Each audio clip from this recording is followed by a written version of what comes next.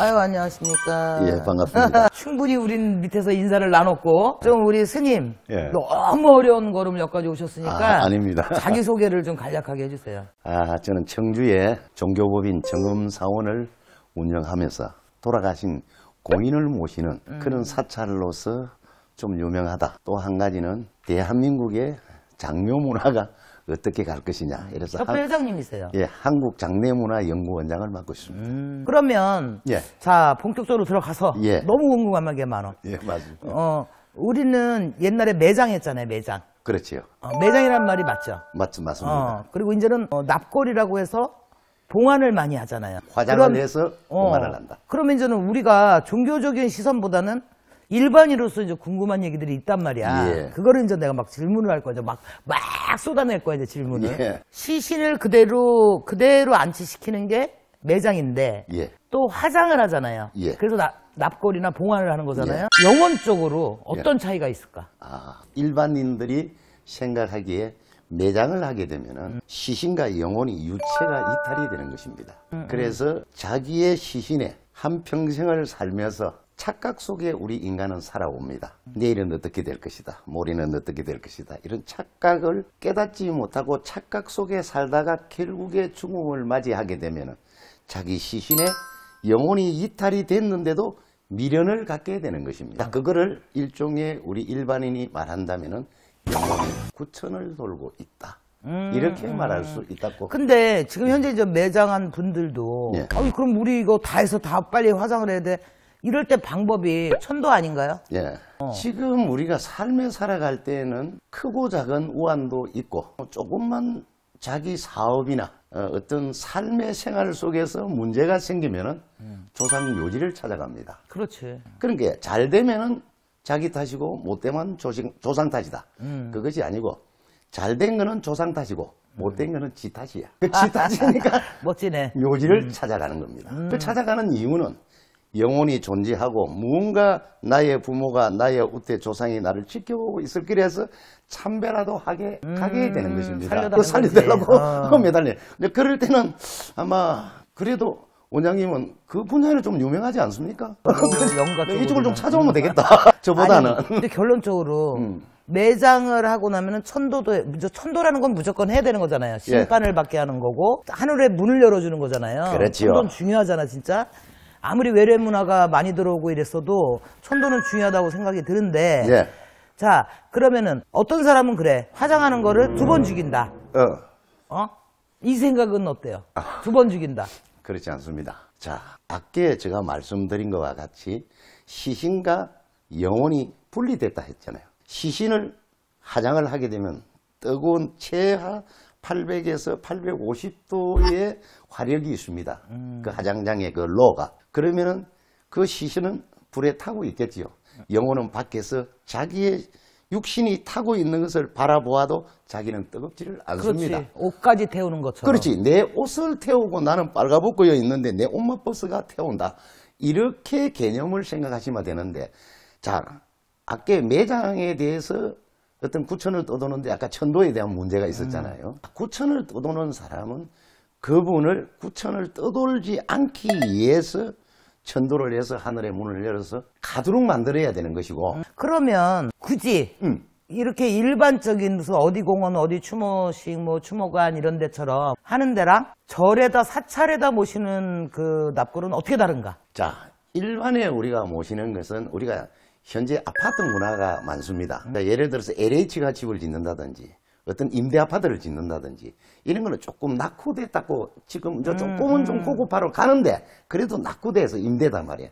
그러면 일반 브랜드 아파트를 짓면 아파트가 좀 고급스럽지 않습니까? 이름값하고. 그러니까 공공시설에서 낙골당이 있는 거는 15년, 10년, 20년 이렇게 임대 형식으로 있습니다. 그거는 납골이라 하는 거는 반납할 납자입니다. 그렇지. 우리 부모의 유고를 그 공공시설에 박스 안에 반납을 한다. 이런 개념이 되는 것이고 슬프다. 종교시설은 어떻게 보이든 지금 이런 우리가 이런 큰 법당이라 하든지 상당히 이 법당이 잘 되어 있습니다. 저도 스님이지만 이거 처음 봤어요. 이러한 법당 속에서 낙골당을 만들고 아니면은 한쪽에 더 엄숙한 장소를 만들어서 낙골을 봉안하는 것은 여기는 모시는 곳이 되는 것이고 거기는 낙골을 보관하는 곳이 되고 개념이 정확하게 다릅니다. 그래서 내가 지금 납골을 공사 들어갔잖아요. 아, 그렇습니까? 저는 많이 뭐 이런 거 말고 보통 막 10,000개, 20,000구 막 하잖아요. 네. 근데 저는 그거 말고 그냥 딱 3,000분만. 근데 이제 부처님이 자비를 항상 얘기한다 그러잖아요. 네. 그러면 죄 지은 사람들, 모한 사람들, 이게 죽을 때 업이 많은 사람들, 그 부처님이 어떻게 이분들을 풀어주고 업을 갖다 달래줄 수 있는 영양 원력을 줄 수 있는 거죠? 사실은 이 부처님의 말씀에 보면은 지금 현재 우리가 낙골이라 하든지 추모관이라 하든지 영혼의 이제 이야기가 이제 약간의 이제 문제가 되면은 부처님이 살아 계실 적에 그 목련존자라는 제자가 있어요. 그러면은 7월 15일이 백중이라는 날이 있어요. 그러면은 우리가 초파일도 있지만은 또 어떻게 보면은 초파일보다는 백중이라는 날이 더 절에서는 제일 큰 행사로 봐야 된다 이런 이야기. 그러나 일반 신도들은 그렇게 잘 느끼지는 못합니다. 그것이 바로 아까 어떠한 중생이라도 이 자비를 베풀 수 있는 것은 능력 있는 자보다는 모든 종교가 다 그렇겠지만 특히 불교는 소외 계층에 더 자비가 더 강하게 간다. 이렇게 봐야 되는 것입니다. 그래서 목련존자의 어머니가 수많은 잘못된 죄를 지었다. 다 구체적으로 다 이야기는 할 수 없으나 그 목련존자를 찾아보면 나오니까요. 그래서 그분이 부처님의 공부를 열심히 해서 해안이 열려서 지옥문을 왔다 갔다 했답니다. 그때 어머니가 지옥에 있었어요. 저 어머니를 구해올라 하니까 구해올 수는 있으나 모든 동네 주민과 어머니의 친구가 계시더라. 부처님께서 결단을 내리기로 죄를 지은 자를 일부 사면을 해주는 이러한 명칭을 만들어서 100가지의 음식을 만들어라. 그래서 백중입니다. 그럼 진짜 100가지 만들어야 되나? 백중이라고 하기도 하는데 백종이라고 하기도 합니다. 100백자에 시종자를 씁니다. 종자가 있는 것을 음식을 만들어서 100가지를 차려서 이 동네에 있는 살아있는 사람 모든 스님에게 음식을 베풀어라. 그럼으로써 그날에 지옥문이 열려서 다 나올 것이다. 그 개념입니다. 그렇다면 영혼은 존재하고 있다고 봐야 나는 되겠습니다. 수박 겉핥기식으로만 알고 있었네. 단 한 번이라도 다 때려치고 싶다 이거 이런 적 있어요? 이 스님 생활을? 아, 예. 제가 이 스님으로서 이런 말 하면 어떤 스님들이 저를 또 보고 저 중이 또 뭔 소리를 하고 있느냐 이렇게 말할 수도 있겠는데 어디 가나 말 많은 사람들은 말 많은 거고. 아, 그렇지. 뭐 그거는 뭐 기다마 들을 이유도 없고 그렇지. 사람은 내 마음에 가는 대로 내 진실을 가지고 종교 생활도 해야 되는데 사실 스님을 왜 하고 있을까? 내가 왜 이러한 옷을 입고 머리를 왜 깎고 더 멋있게 이렇게 살고도 싶은데 왜 이렇게 있을까? 수백 번 있었습니다. 이게 왜 그러느냐? 이미 요즘은 종교가 말하면 썩었다 할까? 좀 종교가 진실해야 되는데 나도 그렇지만은 많은 종교들이 다 그런 거는 아니지만은 진실이 너무 결여되어 있더라. 지금 그냥 해오보니까 그만 치우고 싶다. 그런 생각이 들면서 이제 뭐 이 나이가 뭐 어느 정도 됐으니까 조금만 참고 기다리다가 세상 떠나야지 하고 참고 그래도 정진을 하고 있습니다.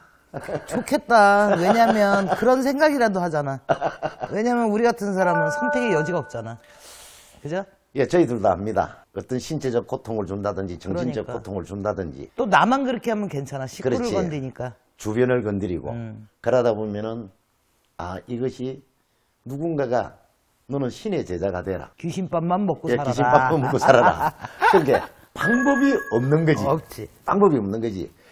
과거에 수천 년부터 우리가 이 만신이라든지 무녀라든 거는 왕실부터 다 흘러왔어요. 그렇죠. 흘러왔는데 제가 느낀 대로 저 생각입니다. 어떤 무녀들은 귀신 보갈미는 맞아. 귀신은 보갈 치우는 그런 행위를 하면은 좀 곤란하다. 곤란하지. 그리고 또 무당이라고 이름을 앞세워서 그렇지. 그걸 빙자로 해서 사기를 친다든가 나쁜 일 하는데 요즘 그런 일도 있대. 남자 무당이 박수 무당이라고 그러잖아. 그렇지요. 아줌마들 꼬셔서 같이 자고 합의가 돼야 복을 더 받는데 그렇지.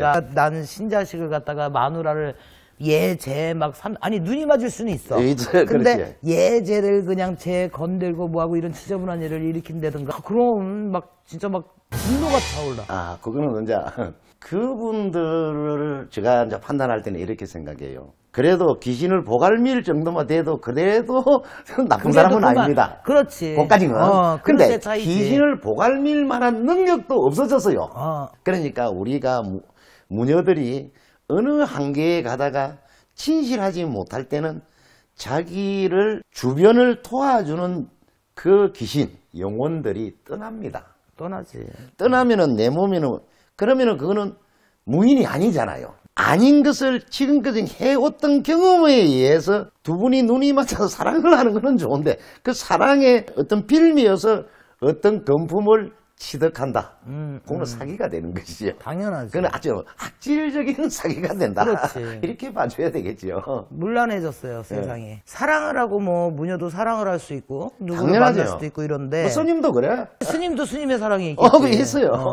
근데 그게 막 문란하고 또 그게 막 금품으로 말한 대로 연결이 되고 또한 문제를 일으키는 이렇게 가면 안 되지. 자, 그래서 제가 가끔 요즘은 나가지 않는데 과거에는 이런 이제 강의를 주로 좀 많이 갔습니다. 왜 우리나라에 군이 60만 군이 있습니다. 60만이 좀 안 될 수도 있어요. 그래서 인원이 줄어가지고.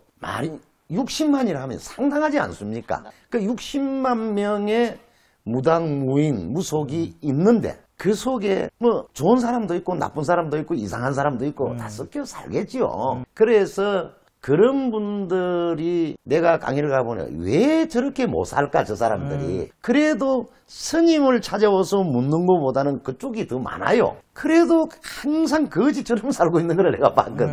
그런데 우리 원장님 같은 경우는 이 정도는 스님도 저를 가지기 힘듭니다. 이 정도 규모는. 힘들었어요. 지금도 힘들고 힘들었지만은 있고. 이거는 영혼을 내가 몸에 품고 살아도 진실했다는 근거는 그 사람의 삶을 그 사람이 깔고 있는 방식을 보면은 어느 정도 이해가 된다. 근데 이제 안티 같은 사람들 어차피 종교의 안티 또 여자의 적은 여자라고 또 무당의 적은 또 무당이라고 지금 말했던 그렇게 진짜 지 식구조차도 비려먹지를 못하는 그런 영이 없지. 영이 있으면 저 강원도 가서도 입소문으로 다 오잖아요. 그렇습니다. 그럼 얻어먹을 게 궁하진 않잖아. 네. 시면 모신 만큼은 주시잖아요. 근데 또 혹세난민했다. 뭔가 이렇게 규모가 있어 보이면 얼마나 헤쳐먹었으니까 저랬겠냐. 또 이렇게 봐. 그렇지는 않습니다. 사람들이 이제 이게 왜냐면 자기가 느끼고 생각하는 데만 말을 합니다. 법정 스님이 열반을 할 적에 무소유라는 책을 하나 남긴 게 있어요. 예, 읽었어요. 근데 그 책에 무소유라는 거는 딱 한 페이지밖에 없습니다. 다 에세집입니다. 그런데 그 책을 못 구해서 난리를 지기더라고. 그래서 나는 가짜게 웃었어요. 그 무소유를 가지면 뭘 하겠어요. 에세이집입니다. 그 책 한 권 280페이지야 300페이지가 되는데 아무 일반 우리의 소설가들이 에세이집 낸 게나 크기에 거의 비슷한 것입니다. 근데 무소유라는 그 타이틀 하나는 참 이쁩니다. 그 무소유를 정확하게 알고자 한다면은 간단한 것입니다. 100% 해야 되는 것입니다. 자, 지금 우리 원장님이 대사찰을 가지고 앞으로 지금 낙골당 추모관을 지금 뭐 2동을 짓고 이쪽에는 신당을 또 짓고 3층을 짓고 등등 하면 여기 이제 가람이 더 크고 아주 규모가 이제 제대로 여법한 이 어떤 사찰이 만들어지 지금 현재도 괜찮지만 만들어지는데 그 무소유와 같듯이 내가 많은 돈을 들어오면 그 돈을 어떻게 쓰느냐에 달려 있어요. 그러니까 지금 말씀하신 거죠. 추모관을 짓겠다. 저쪽에 신당을 3층을 또 다시 짓겠다. 이 가람을 만들겠다는 거예요. 그럼 그 돈을 내 개인의 사리사욕에 쓰는 것이 아니고 종교 재산에다가 투자를 한다. 아까 내가 말하는 그 거지처럼 산다는 무인들이 하는 것은 돈을 오면 엉뚱한 곳에 써요.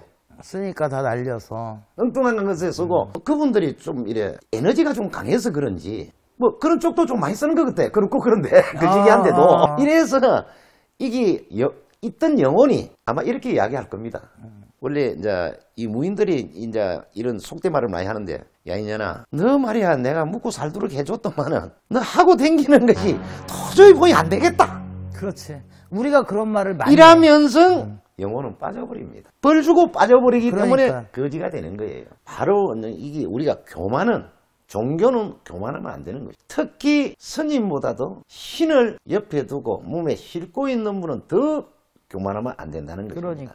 그러면은 그 충격은 여지없이 찾아올 수밖에 없다.